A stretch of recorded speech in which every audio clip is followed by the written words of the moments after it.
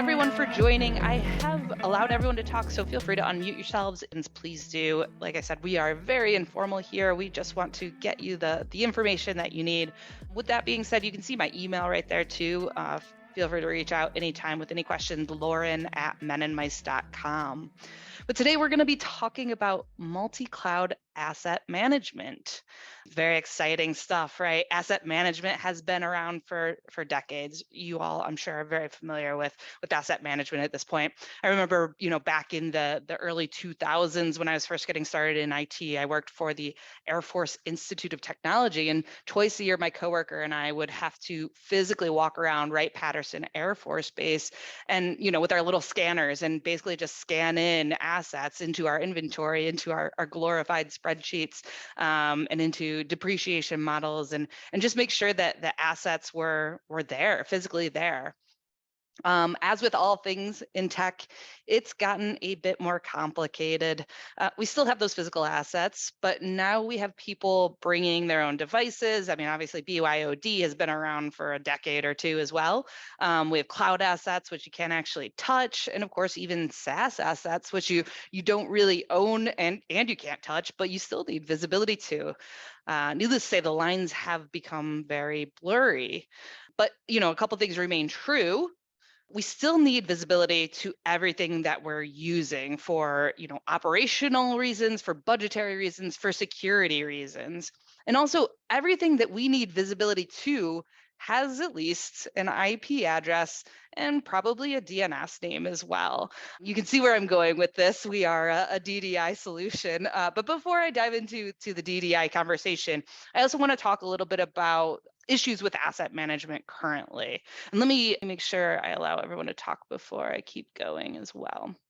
Like I said, everyone feel free to jump in, ask questions, or use the Q&A. But other issues with asset management currently, there's actually no shortage of asset management tools.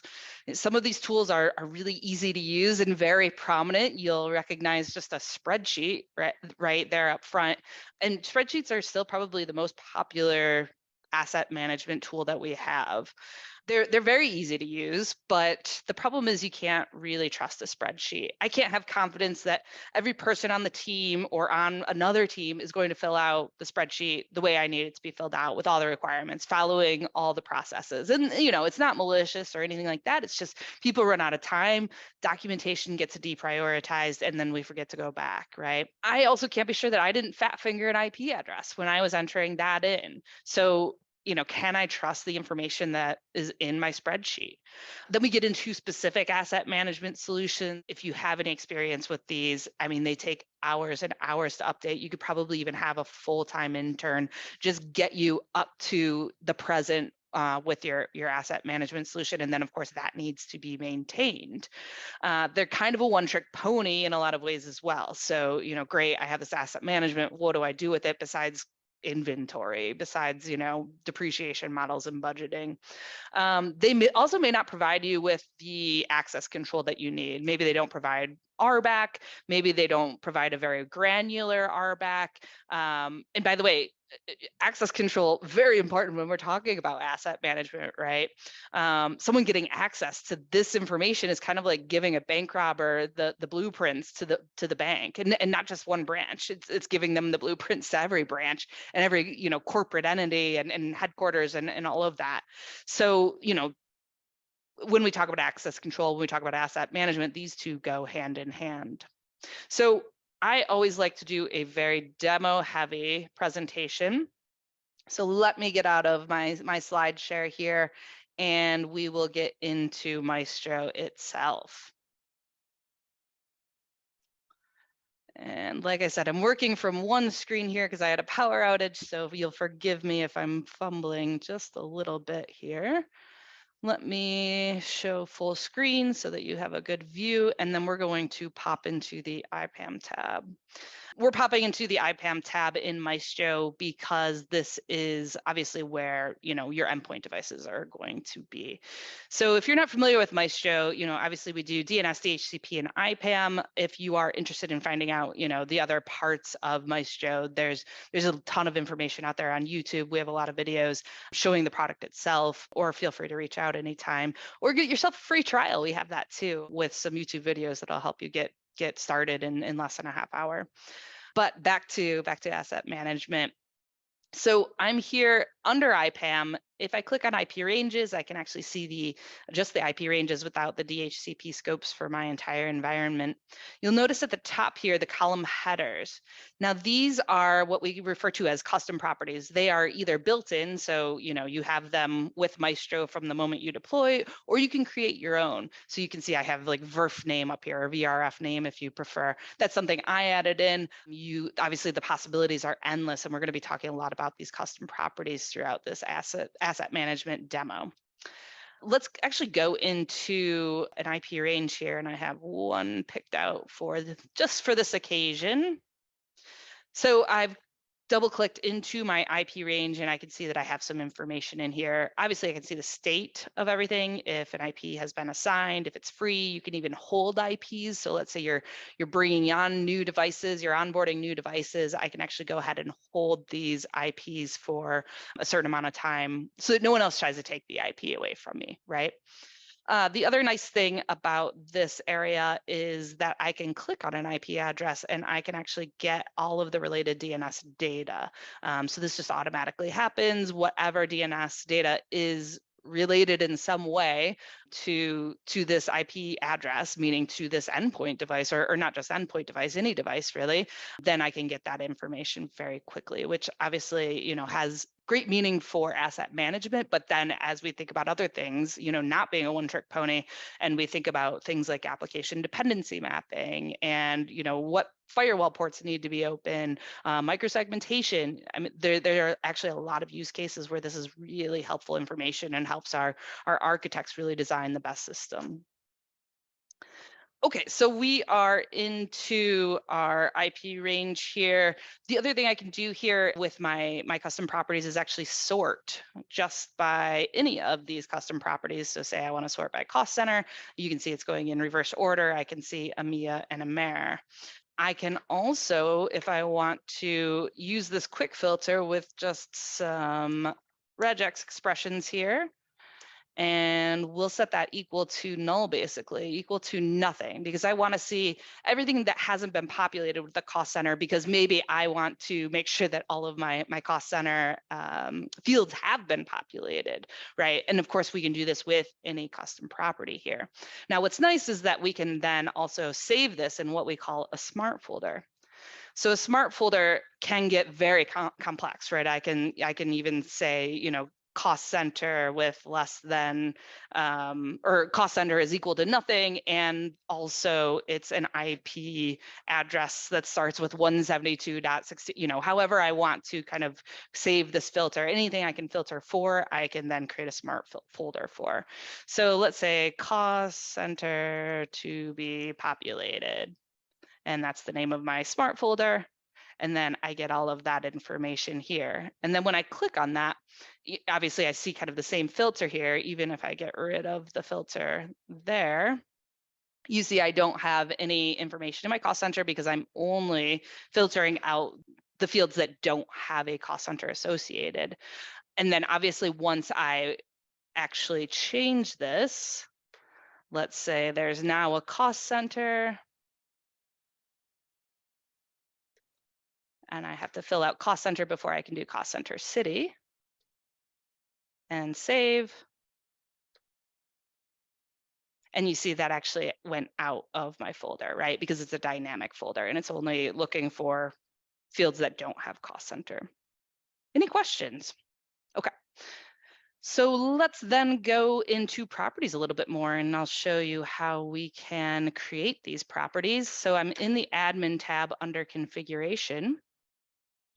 And we can talk about access management in just a bit if we have time at the end, but I want to spend most of the time in custom properties. You can see that for pretty much every DNS, DHCP, IPAM object, there is the ability to create these custom properties. And I already have some custom properties added in. So I added in cost center and data center.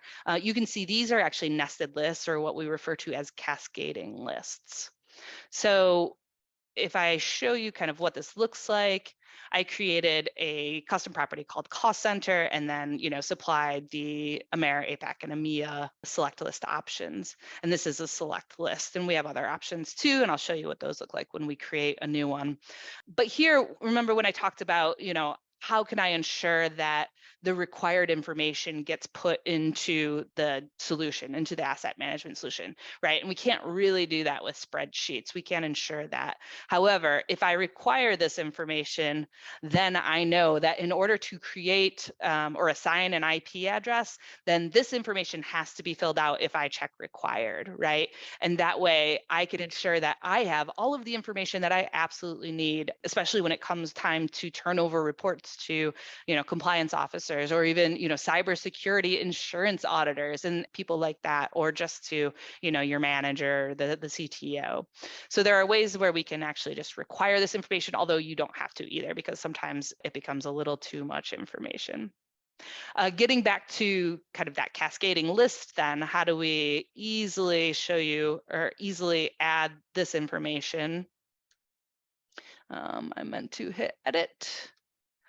So just to show you what this looks like, now this is the nested list, right? So I can see it in TreeView and I can actually edit in TreeView, and this is visibly, right? From a visual perspective, this is really easy to go in and edit and do all of that good stuff. But once I start getting into, maybe hundreds of locations or thousands of possibilities here, I can do the raw data. You see what this looks like. AmeriColon Indianapolis is what the syntax is, right? And so I can very easily pull this from a spreadsheet and then copy and paste it right in here so that I don't have to, do everything in TreeView. TreeView is more for like a one-off and I can visualize things. And then in the raw data, I can enter it and, kind of do it in bulk. So that's what that looks like. So you can see even, data center rack slot, I can go a few degrees of nested lists, cloud and cloud region, ACI EPG, what is the barcode data? And I'll show you kind of a little bit about how we get into using the API, right? Because I talked about walking around and actually using a physical scanner to scan in information. And we can absolutely use that for Maestro, right? Using the APIs. And there's some other use cases that are pretty interesting too. But just to show you what it looks like to add a custom property, then let's do, how about operating systems? Now, I'm not going to fill out a ton of these. Obviously, with Cisco alone, there's going to be several different operating systems with several different versions, but just to give you an idea of what this all looks like. So again, I'm going to create a select list, but there are other options: text, yes, no, Boolean value, IP address number, etc. For the operating system, though, I'm going to make it a select list, and then maybe I want Cisco, Microsoft, Juniper, Fortinet, Palo Alto, whatever you can think of, whatever's in your environment, whatever vendors you're using. Maybe operating system vendor is a better place to start, right? And then we can create, we'll save this. Everything, by the way, in Maestro has the ability to save with a comment. And I'll show you where this comes in handy. So, well, we'll just save this for now. So now I have operating system vendor. If I want to add a cascading list property, I can go ahead and do that. You see the parent list here. Now let's say operating system. And then if I want, let's say Microsoft, I'm going to do then Windows Server 2022. And then I would continue to do that, right? Microsoft Windows Server 2019. Okay. And it's as easy as that. And then again, if I were to go in and show you what that tree value looks like, we have that here. And you can change this anytime. You can add more values in, you can take out values. Any questions? Okay, let me pop back to the IPEM. Oh, actually, one more thing that I did want to show in there is that once I have that all configured, I can show what this looks like. Using this little eye icon, now I can see what it's going to look like for my everyday users and what they're going to have to fill out. And then I can also click on the pencil icon to actually change how this appears and where it appears, for example. But we'll cancel out of that for now. Okay.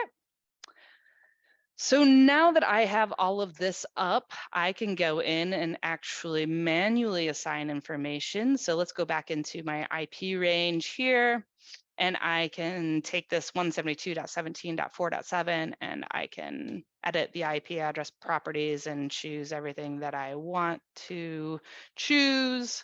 And obviously, if things were required in order to save, it would tell me everything that's required, and we'll save that.